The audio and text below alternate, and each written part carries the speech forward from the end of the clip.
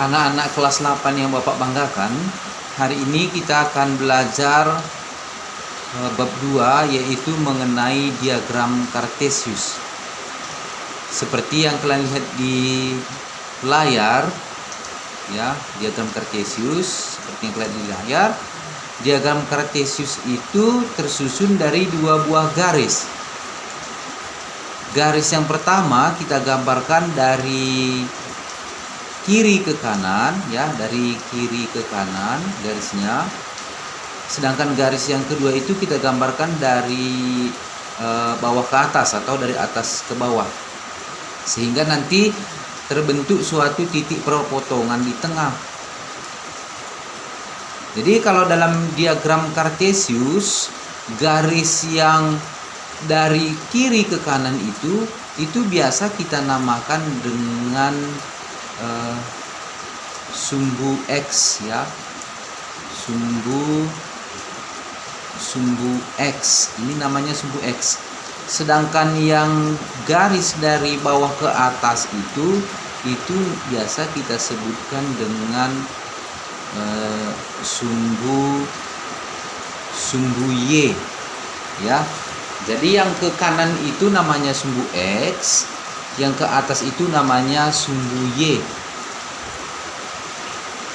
Cara menggambarkannya harus menggunakan penggaris, jadi tidak bisa salah-salah anak-anak, biar rapi. Di dalam diagram Cartesius kita ini sudah ada angka-angka di dalamnya, ya. Jadi menuliskan angka-angka itu harus mulai dari titik perpotongan itu, ya. Jadi titik perpotongan itu kita cari dulu, di situ kita tuliskan 0. Ya. Dari 0 ke kanan ini kita tuliskan 1, ke kanan lagi kita tuliskan 2, ke kanan lagi 3, ke kanan lagi 4, ke kanan lagi 5, dan seterusnya. Sedangkan kalau ke kiri, ya, dari 0 ke kiri itu kita tuliskan -1, -2, -3, dan seterusnya. Sekarang dari titik 0 ke atas ini 1, 2, 3, 4, dan seterusnya. Sedangkan dari 0 ke bawah itu kita tuliskan -1, -2, -3, dan seterusnya. Seperti itu. Tapi dengan catatan, ya, ini perlu dipahami, catatan kita adalah jaraknya untuk setiap angka-angka ini harus sama, ya, harus sama jarak dari setiap angka-angka ini. Jadi tidak bisa asal dituliskan seperti itu. Jadi ini harus sama, ya, harus sama dia. Nah, misalkan nanti kita bertemu dengan soal, tentukanlah titik koordinat dari titik A, misalkan titik A. Jadi penulisannya A 2,3 misalkan, ya. Di manakah letak titik itu? Misalkan seperti itu pertanyaannya, A 2,3. Jadi yang pertama yang harus kita mengerti, A 2,3 itu artinya bahwa X-nya itu sama dengan 2, Y-nya itu sama dengan 3. Jadi kita cari X sama dengan 2. 0, 1, 2. Inilah X sama dengan 2. Kita tarik ke atas, ya, garis putus-putus. Ingat itu, garis putus-putus. Baru kita pasangkan dengan Y sama dengan 3. Ini kan, Y sama dengan 3. Jadi 0, 1, 2, 3. Kan ini sumbu Y. Jadi Y sama dengan 3. Ini kita tarik lagi garis ke kanan, sehingga nanti terbentuk garis perpotongan. Nah, di sini inilah garis perpotongan itu. Maka disinilah letak daripada titik A